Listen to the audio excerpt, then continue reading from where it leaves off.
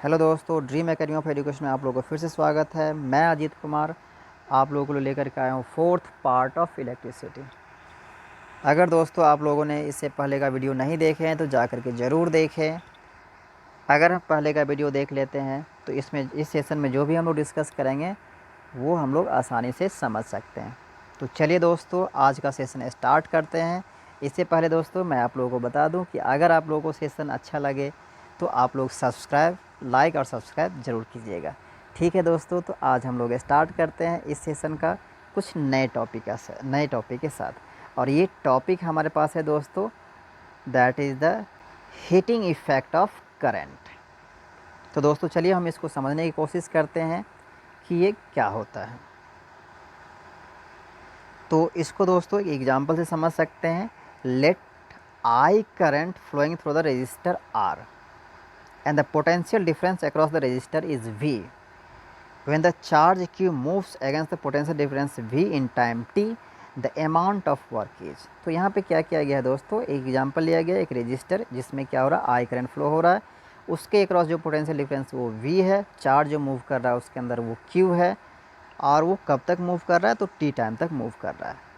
तो ये जो वर्क डन होगा बाय दिस प्रोसेस और इन दिस प्रोसेस वो क्या होगा, W इक्वल टू क्या होगा, Q इंटू वी होगा दोस्तों।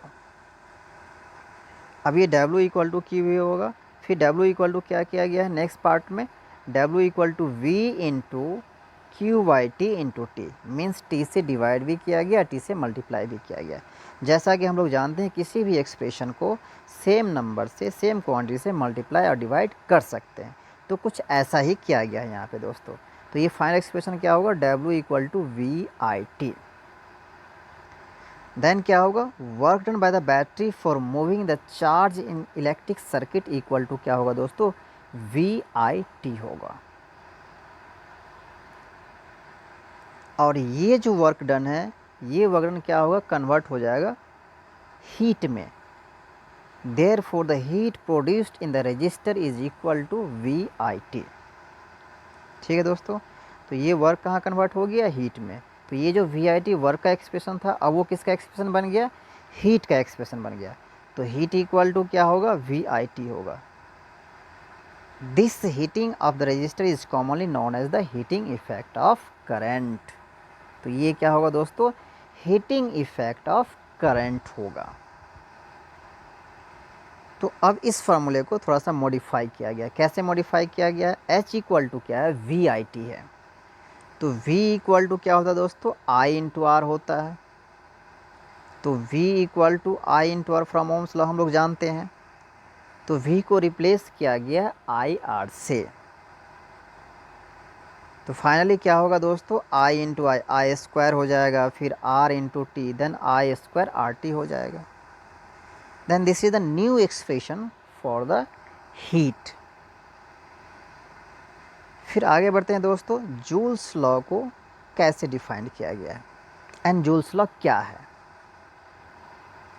तो दोस्तों जूल्स लॉ जो है, इसका स्टेटमेंट कुछ इस प्रकार से, it states that heat produced in the resistor is directly proportional to the square of the current given to the resistor, directly proportional to the resistance for the given current, and directly proportional to the time for which the current is flowing through the resistor।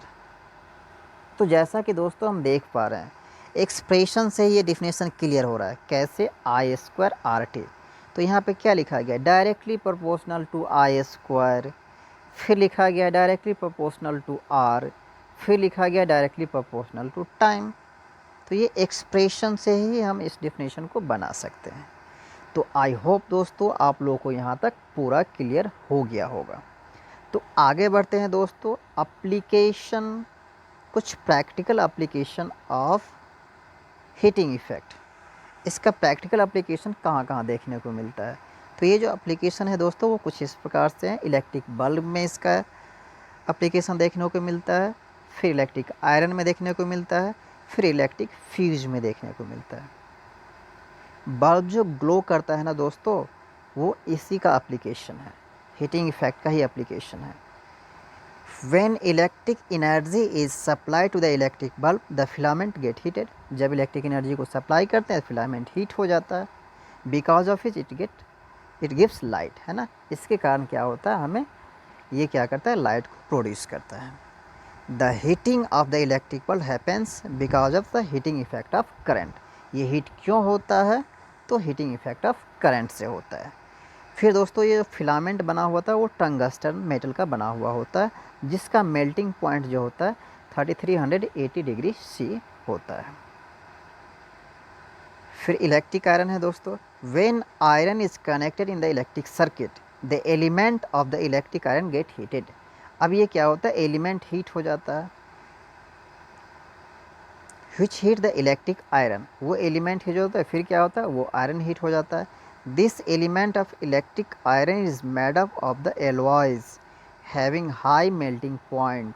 और ये जो element बना होता है दोस्तों iron का, वो alloy का बना हुआ होता है, जिसका मेल्टिंग पॉइंट काफ़ी ज़्यादा होता है। एलॉय का क्या मतलब होता है दोस्तों, 2 और 3 मेटल को हम लोग क्या कर सकते हैं, एक साथ मिला करके एक थर्ड मटेरियल बनाते हैं, वो मटेरियल क्या होता है, एलॉय होता है। तो क्लियर है दोस्तों यहाँ तक। फिर है इलेक्ट्रिक फ्यूज। इलेक्ट्रिक फ्यूज में भी हम इसका यूज करते हैं, हीटिंग इफेक्ट का एप्लीकेशन एक इलेक्ट्रिक फ्यूज भी है दोस्तों। Electric fuse is use to produce the to protect the electric appliance from the high voltage. हम क्या करते हैं, इलेक्ट्रिकल इंस्ट्रूमेंट को प्रोटेक्ट करने के लिए इलेक्ट्रिकल फ्यूज का यूज करते हैं, ताकि कुछ डैमेज ना हो सके।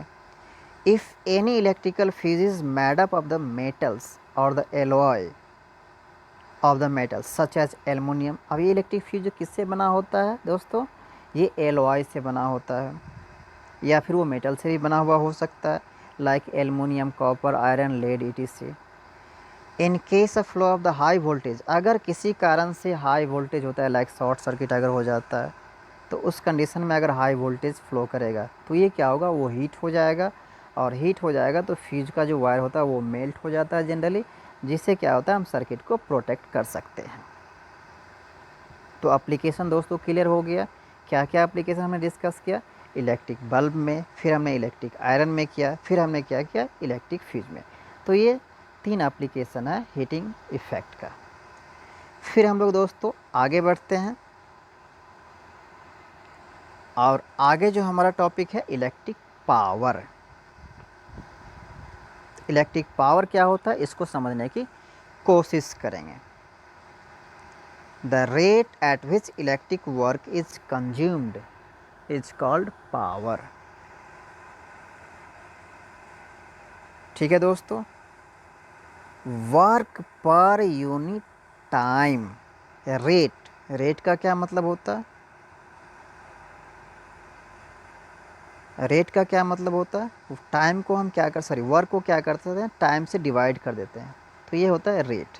ठीक है, the rate at which the electric work is consumed is called power और इलेक्ट्रिक पावर। तो जैसा कि हम लोग जानते हैं दोस्तों, हीट प्रोड्यूस्ड इक्वल टू क्या होता है, VIT होता है। इससे पहले हमने देखा था हीट इक्वल टू क्या, VIT। फिर हमने देखा था हीट इक्वल टू I²RT, क्योंकि V को रिप्लेस कर दिए थे किससे, IR से, तो ये एक्सप्रेशन क्या बन गया था, I²RT बन गया था। Then from the definition it is what, rate at which electric work is consumed. तो हम क्या करेंगे, हीट को क्या करेंगे, टाइम से डिवाइड करेंगे, तो ये क्या मिलेगा, हमें पावर मिलेगा। Then P equal to heat produced per unit time, and this is equal to heat produce and divided by time. तो अगर इस एक्सप्रेशन को, जो हमारे पास VIT है, उसको टाइम से डिवाइड करते हैं, तो VIT को अगर हम टाइम से डिवाइड करते हैं तो हमें क्या मिलेगा, VI। तो ये किसका एक्सप्रेशन बना, पावर का। देन पावर इक्वल टू क्या होगा, V इंटू आई होगा। क्लियर है दोस्तों। फिर हमारे पास है SI unit of the what. जैसा कि हम लोग जानते भी है कि जो SI यूनिट जो होता है वो क्या होता है, 9th क्लास में ही पढ़ते हैं कि पावर का यूनिट क्या होता है, वाट होता है। फिर 1 वाट को रिलेट किया गया है वोल्ट और एम्पियर में। 1 वाट को कैसे डिफाइन करेंगे, 1 वाट किसके इक्वल होगा, तो जैसे कि P equal to V into I है, तो 1 वाट कब होगा, जब 1 वोल्ट और 1 एम्पियर करंट होगा। 1 volt into 1 ampere equal to 1 watt. तो इस तरीके से हम 1 वाट को डिफाइन भी कर सकते हैं। फिर कुछ अलग यूनिट है दोस्तों, 1 किलोवाट। 1 किलोवाट का क्या मतलब, किलो का ही मतलब होता है 1000, देन 1 किलोवाट इक्वल टू क्या होगा, 1000 वाट होगा। Unit of energy is kilowatt hours. Energy का जो यूनिट होता है दोस्तों वो किलोवाट आवर होता है। अब किलोवाट आवर को हमें कन्वर्ट करना है जूल में, क्योंकि जूल भी तो एक एनर्जी का यूनिट है। तो हम कैसे कन्वर्ट करेंगे इसको दोस्तों, तो कुछ इस प्रकार से कन्वर्ट करेंगे। किलोवाट आवर, जैसा कि हम यहाँ देख पा रहे हैं, किलोवाट आवर 1 किलो, 1 किलो में 1000 वाट होगा। फिर 1 आवर्स में 3600 सेकेंड होता है। तो ये क्या हो जाएगा, इसको मल्टीप्लाई करेंगे तो क्या होगा, 3.6 इंटू 10⁻6 जूल होगा। तो 1 kilowatt hour equal to क्या होगा, ये रिलेशन दोस्तों हमें याद भी रखना है। 1 kilowatt hour equal to 3.6 into 10⁻6 joule. I hope hope दोस्तों यहाँ तक आप लोगों को क्लियर हो गया होगा। फिर आगे बढ़ते हैं दोस्तों, रेटिंग ऑफ द डिवाइस, इसका क्या मतलब होता है। रेटिंग का क्या मतलब होता है, अगर हम कोई बल्ब लेते हैं ना तो उस पर लिखा होता है इतना वॉट, इतना वोल्ट, है ना। अगर हम लोग आयरन ख़रीदते हैं या फिर कोई डिवाइस लेते हैं, इलेक्ट्रिकल डिवाइस लेते हैं, उस पर कुछ लिखा हुआ होता है this what, what and volt में। तो इसका क्या मतलब होता है, तो इसको हम समझते हैं इस एग्जाम्पल से। For example the electric bulb is rated is 220 and the 100 what. एक बल्ब पे जो रेटेड है और उसका रेटिंग है वो क्या है, 220 वोल्ट एंड 100 वॉट। तो इसका क्या मतलब हुआ, find the resistance of the device. Device का हमें क्या निकालना है, रेजिस्टेंस निकालना है। रेटिंग गिवन क्या क्या है, 220 वोल्ट एंड 100 वॉट। इससे हम क्या कर सकते हैं, रेजिस्टेंस निकाल सकते हैं। कैसे, क्योंकि रिलेशन हम जानते हैं। रिलेशन में क्या जानते हैं, P इक्वल टू क्या होता है, V square and divide by R. तो इसमें अगर हम पुट करते हैं, ये जो गिवन है हमारे पास 100 वॉट एंड 220 वोल्ट, तो इससे क्या होगा, आर निकल जाएगा।